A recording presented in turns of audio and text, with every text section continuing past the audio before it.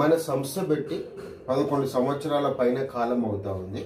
అయితే పైల్స్ రోగానికి సంబంధించి రకరకాల మనుషులు రావడం, పైల్స్ రోగానికి మందు తీసుకోవడం, తగ్గిపోవడం ఇట్లాగా జరుగుతూ ఉంది. అయితే ఈ మధ్య కాలంలో గత 2-3 సంవత్సరాల నుంచి జరుగుతున్న పరిస్థితులు ఎలా ఉన్నాయంటే, మనకు ఈ పైల్స్ రోగంలో ఈ మధ్యకాలపు మనుషులు అంటే ఇప్పుడు ఈ కాలపు మనుషులు ఈ 2-3 ఇయర్స్ నుంచి ఈ మనకు ఆఫ్టర్ కరోనా అనుకోండి, ఈ కరోనా తర్వాత ఈ మనుషుల యొక్క తీరు ఎట్లాగైపోయిందంటే ఆహార పదార్థాల సమతుల్యత లోపించింది.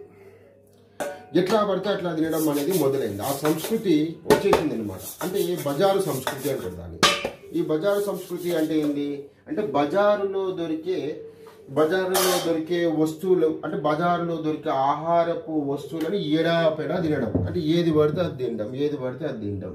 అయితే ఈ సంస్కృతి ఏర్పాటైన తరువాత ఈ పైల్స్ రోగం అనేది ఏమవుతుందంటే ఇక్కడ నన్ను చూపెట్టాను. ఈ పైల్స్ రోగం అనేది ఏమవుతుందంటే ముదిరిపోతా ఉంది.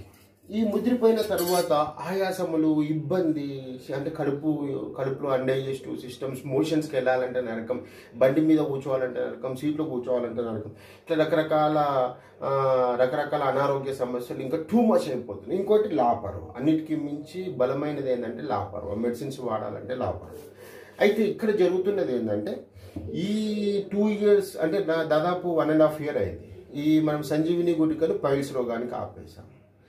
మనుషుల యొక్క రోగ ప్రాబల్యం పెరిగింది, మందుని పెంచాలి, డోసేజ్ పెంచాలి. అయితే మనం ఏం చేసామంటే బలమైన మందుని ఒక 1.5 year బ్యాక్ నుంచి లోపలికి తీసుకొచ్చాం. ఆ మందు ఇచ్చిన తర్వాత కూడా చాలా బాగుంది. అట్లా కాలం గడిచిపోయింది.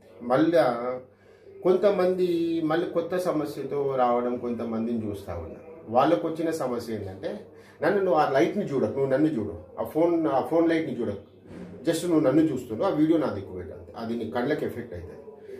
అయితే ఈ మధ్యకాలంలో కొత్తగా వచ్చిన సమస్య ఏంటంటే ఈ రోగాన్ని ఇంకా తీవ్రంగా పెంచుకోవడం జనాలు. అంటే ఇట్లాంటి మనుషుల యొక్క గుణాలు నేను మీకు చెప్తాను. రోగానికి మందు తీసుకోకపోతే శరీరాలు నష్టపోతాయి. రోగం వచ్చినప్పుడు అది పైల్స్ కానివ్వనేది మంచి నాణ్యమైన మందు తీసుకోవాలి. ఏడబడితే ఆడ తీసుకొని డబ్బులు పాడు చేసుకొని శరీరాన్ని పాడు చేసుకోకూడదు.